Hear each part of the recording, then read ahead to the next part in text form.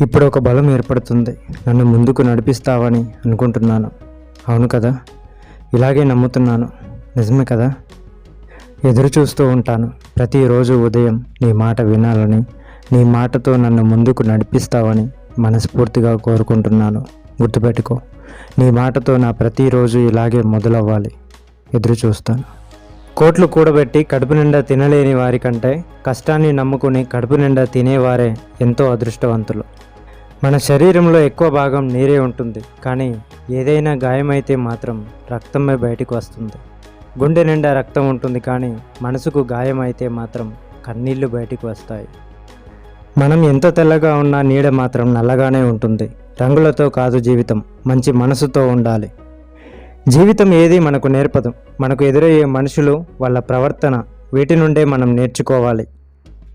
జ్ఞానంతో చెప్పేవాడి మాటలు వినకపోయినా పర్వాలేదు, కానీ అనుభవంతో చెప్పేవాడి మాటలు ఖచ్చితంగా వినాలి.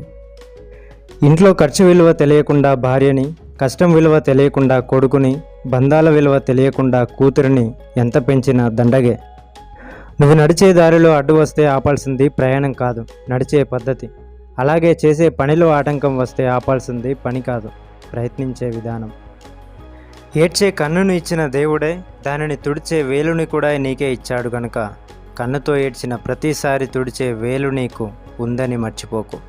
తుడుచుకోకుండా అలాగే కుంగిపోకు. ఓదార్చే వారి కోసం ఎదురు చూడకు.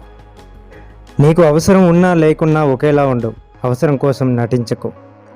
ఈ లోకంలో నా కోసం ఎవరున్నారు అని ఆలోచించే దానికంటే నన్ను నమ్ముకొని ఎవరు జీవిస్తున్నారని ఆలోచించి చూడండి.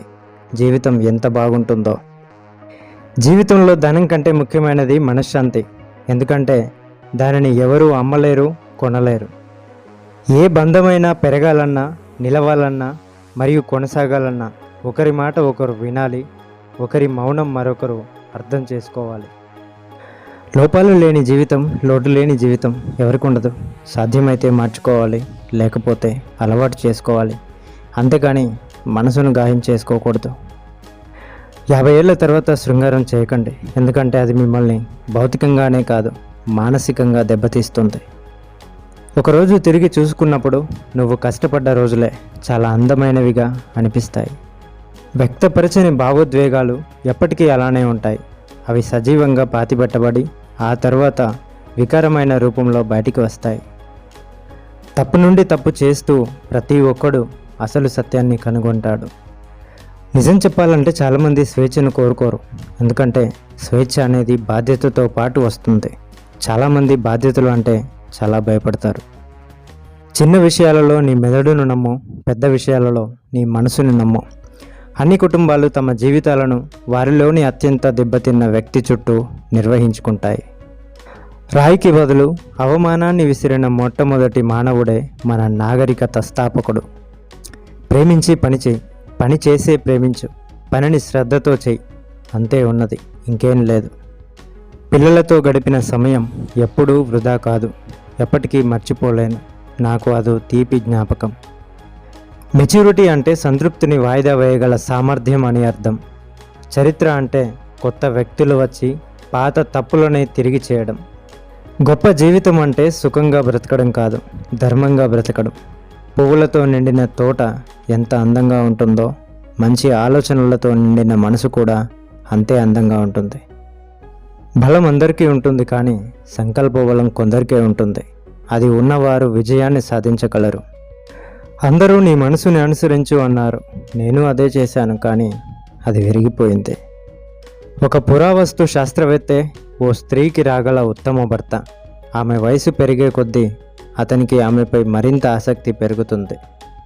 సింహం నోటిలో తలపెట్టి అది కొరికిందని నువ్వు ఫిర్యాదు చేయలేవు. ప్రేమ చాలా భయంకరమైనది. అందుకే గొప్ప ప్రేమ కథలన్నీ విషాదాలే. ఇతరులు నీ కోసం చేయగలిగే పని నీకై నువ్వు ఎప్పుడూ చేయకు. నీకు తెలిసినదంతా వాగేయకు, అది నీకు బాగా తెలిసిన వ్యక్తి అయినా సరే. ఆడదాని జీవితం కఠినమైనది. తను అందంగా ఉంటే స్త్రీలు తనతో మంచిగా ఉండరు, లేకుంటే పురుషులు తనతో మంచిగా ఉండరు. యువకులు వృద్ధులను మూర్ఖులు అనుకుంటారు, కానీ వృద్ధులకు తెలుసు యువకులే మూర్ఖులని.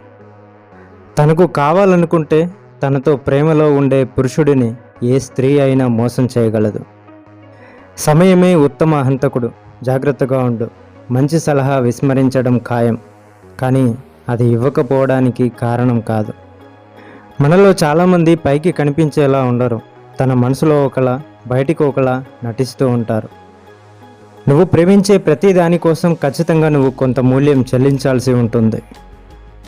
ఎదుటి వ్యక్తి ఏమి ఆలోచిస్తున్నాడో ఎవరికీ తెలియదు. ఊహించవచ్చు, కానీ అవి దాదాపు ఎల్లప్పుడూ తప్పుగానే ఉంటుంది. కానీ ఎదుటి వ్యక్తి మనసును చదవడం కోట్లలో ఒకరికి సాధ్యమవుతుంది. ముందుకు సాగడం యొక్క రహస్యం ప్రారంభమవడం. భయం అసంపూర్ణ జ్ఞానం నుండి వస్తుంది. నిజం, అది వికారమైనప్పటికీ దాన్ని వెంబడించే వాడికి ఎల్లప్పుడూ ఆసక్తిగా మరియు అందంగా ఉంటుంది. చెడు మానవతీతం కాదు, అది మానవుని కంటే తక్కువ. అసాధ్యమైనవి జరుగుండేవి కావు. కాబట్టి అసాధ్యంలో కనిపించినప్పటికీ అన్నీ సాధ్యమే. హస్తప్రయోగం అనేది ఒక వ్యసనం, కానీ దానికి బానిస కాకుండా, దాన్ని వృధా చేయకుండా ఆ శక్తిని నువ్వు కాపాడుకుంటేనే ఆ బలంతో నువ్వు నీ లక్ష్యాన్ని కూడా జయించగలవు. ప్రవృత్తి ఒక అద్భుతమైన విషయం. అది వివరింపబడదు, విస్మరించబడదు. మొండి మనుషులతో వాదించకు. నీ పని నువ్వు చేసుకుంటూ పో. ప్రజలు నీకు నిజం చెప్పడం లేదని నువ్వు కనుగొన్నప్పుడు జాగ్రత్తగా ఉండు.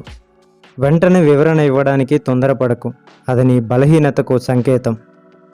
భరించడం నేర్చుకుంటే బతకడం సులభం. మనసును ప్రశాంతంగా ఉంచుకోవడం తెలిస్తే మనశ్శాంతి వస్తుంది. పుట్టుకతో ఎవరూ తెలివైన వారు కాదు, ఎందుకంటే జ్ఞానం అనేది వారి సొంత ప్రయత్నాల నుండి వస్తుంది. దారి చూపేందుకు ఎవరూ లేనప్పుడు మీ అనుభవమే మీకు మార్గదర్శి. మనం అన్నింటినీ వదిలేసిన వాటి జ్ఞాపకాలను మాత్రం వదిలేయలేం.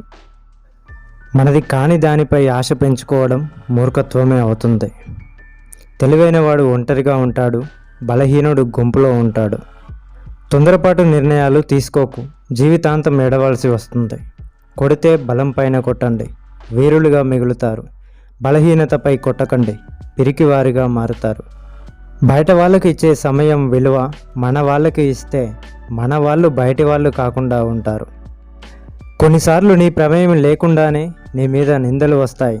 నువ్వు ప్రతీకారం తీర్చుకోవాలి అనుకోకు, ఎందుకంటే ఆ సమయంలో భగవంతుడు సహనం గమనిస్తున్నాడని తెలుసుకో. కోపం తెర లాంటిది, తీస్తే పోతుంది.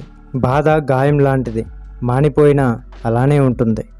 ఎవరికీ తెలియని మన బాధలు కూడా తడియారని కనురెప్పలకు తెలుస్తాయి. ఒకసారి నిర్ణయం తీసుకున్నాక మళ్ళీ వెనక్కి తిరిగి చూడకు, ఎందుకంటే ప్రతిసారి గతం గురించి ఆలోచించే వాళ్ళు జీవితంలో ముందడుగు వేయలేరు. డబ్బు లేనప్పుడు పిసినారిలాగానే ఉండాలి, ఎందుకంటే అప్పుల్లో పడితే ఎవరూ సహాయం చేయరు. నీ సమయాన్ని నీకోసం ఉపయోగించు. ఎదుటి వ్యక్తి గురించి ఆలోచిస్తూ వృధా చేసుకోకు. గెలిచినప్పుడు పొగడడానికి 100 మంది ఉన్నా లేకపోయినా, ఓడినప్పుడు ఓదార్చుకోవడానికి ఒకరైనా ఉండాలి. అడవికి పోయిన రాముడు రాజే, జూదము ఓడిన యధస్సుడు రాజే. వ్యక్తిత్వం ఉన్నవాడికి గెలుపుతో సంబంధం లేదు, రాజ్యంతో పని లేదు. ఉన్నంతకాలం ఒంటరిగా ఉన్న రాజే.